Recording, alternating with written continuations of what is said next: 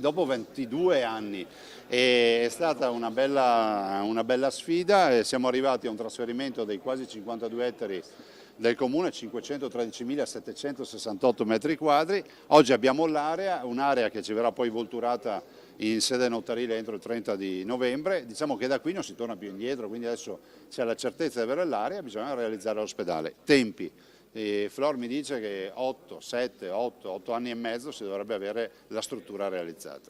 Un documento storico per una struttura di livello internazionale che può ridisegnare la logistica sanitaria di tutto il Veneto. Non c'è retorica nelle parole del presidente Zaia, ma la consapevolezza che la sottoscrizione a Palazzo Balbi, sede della giunta regionale a Venezia, dell'accordo per la realizzazione del nuovo polo della salute padovano è un passaggio fondamentale per un'opera attesa da anni, un atto che sancisce anche la vittoria della nostra emittente sulla lunga vicenda del nuovo ospedale, dando sempre voce ai cittadini che chiedevano risposte concrete in una situazione che appariva bloccata. Oggi invece si dà di fatto il via ad un'operazione da 600 milioni di euro. Nell'accordo si fa riferimento a un ruolo di advisor che dovrà avere l'ufficio regionale rispetto alla modalità di finanziamento, che sarà sicuramente parte di finanziamento proprio e parte di risorse che andremo a trovare sul mercato, fondi BEI, della Banca Europea degli Investimenti, che potrebbe essere la Cassa Depositi e Prestiti, ma non escludo a priori, anzi direi che a priori dovrebbe esserci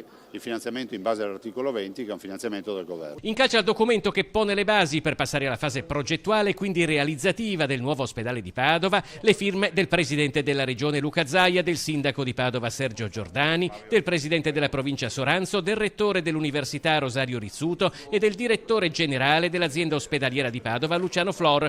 Sul prossimo passo Zaia è risoluto. Correre, fare le carte e correre, perché dopo 22 anni oggi abbiamo la certezza che c'è un'area di quasi 52 ettari dedicata al nuovo policlinico universitario.